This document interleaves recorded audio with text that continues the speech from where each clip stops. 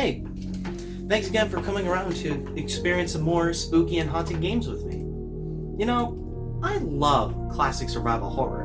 The tank controls, the fixed camera angles, the low resolution graphics. And no, I'm not saying that with sarcasm, I mean it sincerely. Classic survival horror games like Resident Evil and the first Silent Hill on the PlayStation are some of my absolute favorite games of all time. There's a certain feel, a certain vibe that comes from gameplay and presentation design that had to work around the technical limitations of early 3D. On paper, a game made with clunky controls, a static camera, and graphics that aren't the most polished sounds kinda silly, but when these elements come together in the context of survival horror, it creates something special. Although I do understand why a lot of game developers moved away from that in the mid to late 2000s. After all, many of the cliches of survival horror were frequent sources of frustration to non-fans and critics, and even some horror fans were starting to get tired of them.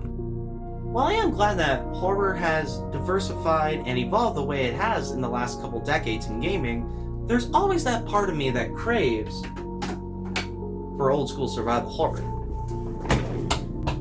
Thankfully, several indie developers have stepped up to the plate to create new survival horror games inspired by the classics. And that brings us to the game I have for us tonight, Murderhouse by Puppet Combo. Murderhouse revolves around the story of a serial killer known as the Easter Ripper, who stalked and killed children while wearing an Easter bunny costume. Ugh. The story and the game are split into two parts, the prologue and the main story. The prologue takes place in the summer of 1985, when a boy finds himself locked in a closed shopping mall being stalked by the Easter Ripper. The main story takes place 3 years later, when a news crew decides to film the story in the now executed Easter Ripper's house, but finds there's a lot more to the house than they thought. It's you and your wits versus a maniac killer. Will you live to tell the tale? Right off the bat, one of the best things about Murderhouse is the customization options available to you. You can adjust the resolution, the visual filters, the frame rate, and whether or not there are door animations to make the game look how you want it. You can make Murderhouse look exactly like a PS1 game being played on a CRT television, a current release on a modern monitor, or somewhere in between. There's also the option to play the game in first person if you're into that, but personally, I wanted the fixed camera angles. Graphically, Murderhouse nails the PS1 horror aesthetic. You have character models and environments with a low polygon count, and textures that look pixely and warp as you move. The game also employs fog and darkness to reduce your visibility, a classic trick to hide the draw distance of older games that works wonderfully in the context of horror. The camera is fixed, but it's dynamic, like Silent Hill and Resident Evil Code Veronica, and you can look at things in first person to get a better view. I also have to give credit to the design of the house in the main part of the game. Especially thanks to the graphics, it looks and feels like an old building where a floorboard could potentially crack under your weight. Audio-wise, my feelings on this game are mixed. On one hand, the music is fantastic. It's very reminiscent of classic tracks by Akira Yamaoka, the longtime composer of the Silent Hill series, balancing ambient tunes with more menacing sounding ones. However, the rest of the game's audio goes for a low fidelity sound, which I feel simultaneously does and does not work. I could see what the developer was going for, trying to make it seem like the voice clips and sound effects were compressed for a CD, and sometimes not clearly hearing things can add to the fear factor. But this is compressed beyond PS1 levels. Compare the voice clips here to ones from Resident Evil. Tom, I didn't think I would find you. This is getting weird. Do you think the Easter Ripper is back? Jill, see if you can find any other clues. I'll be examining this. Also, footsteps. The first time I played Murderhouse, there was something about the walking animation that seemed off, and I couldn't put my finger on it. Then it occurred to me in recording this playthrough, it's that the sound effects aren't well done for footsteps. When you're walking, there's no sound effect whatsoever.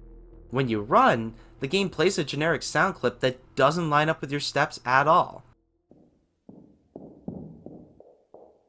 Once again, compare this to other games. I know this does sound like a nitpick on paper, but in context, it's something that kept grabbing my attention in a negative way. Alright, so now we get to the gameplay. We're looking for keys, solving puzzles, and reading documents. It's very much old school Resident Evil and Silent Hill. With the right controller, the button layout is exactly what you think it is. I was able to use muscle memory from my other games I've played. But when the Easter Ripper gets involved, the gameplay becomes more reminiscent of another horror classic, Clock Tower. For the most part, you're defenseless. When you encounter the Easter Ripper, you have to run away and find a place to hide until he goes away and it's safe to explore again. However, not every hiding spot will work. Sometimes the Easter Ripper will find you and hurt you. Or worse. You do eventually find weapons that you can use to defend yourself, but you cannot kill the Easter Ripper, only stun him. The fear factor is high in Murderhouse. Between the design of the Easter Ripper, the menacing music, and the possibility of being discovered in a hiding spot makes for some really intense moments. During my first playthrough, I almost had to turn the game off due to how intense it was. And I haven't had a horror game do that to me since I first encountered Pyramid Head in Silent Hill 2. I will say that the main game wasn't nearly as scary the second time around, aside from brief jumps caused by weird visions, but the prologue manages to make my heart jump into my throat anytime I've revisited it. The prologue is especially intense because you cannot save and you have no way of defending yourself at all. It also features what I consider to be the scariest moment in the game.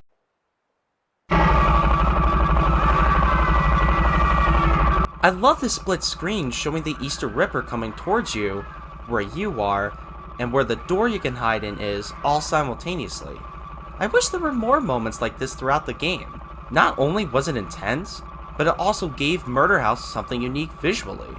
In practically every way, Murderhouse's aesthetic and gameplay are exactly what I've been looking for from an independent horror game like this. With the right controller and the right settings, it feels exactly like I'm playing a game on the PlayStation 1. Though, sadly, that's not a feeling that lasts for very long.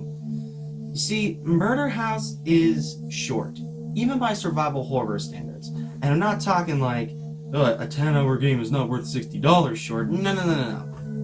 Murderhouse only lasts about 2.5 to 3 hours on a single playthrough. And that's with the prologue and the interactive post-credits scene. Yeah, that's pretty short. I will say the first time around, the game feels longer than that due to how intense it gets, but the second time around, I beat it in one sitting, and I felt like I only played a single part of a larger game. It doesn't help that Murderhouse doesn't have a lot of puzzles, and the few it had are nowhere near as good as the classics the game is drawing inspiration from. Also, unlike most other survival horror games, there's no real replay value. No additional endings, no new game plus. This is the work of an indie developer on a limited budget, so this can be forgiven to a degree, but at the price tag of $10 US, some people might take back that forgiveness. If you're a more casual fan of survival horror, or just getting into the genre for the first time, I would recommend buying one of the Resident Evil games, or the first Silent Hill on PSN for the PS3. Not only are they the same price as Murderhouse, but they also have a lot more game to play. Though if you're a hardcore survival horror fan already, and you've beaten most if not all the classics of the genre, then you'll likely really enjoy Murderhouse despite its short length. It checked off all the boxes on the list of things that I want from this sort of game, aside from the puzzles, and it managed to create a level of fear in me that I have not felt from a video game in a very long time. Puppet Combo, you have created a modern masterpiece. Here's to you continuing your work and making more amazing games.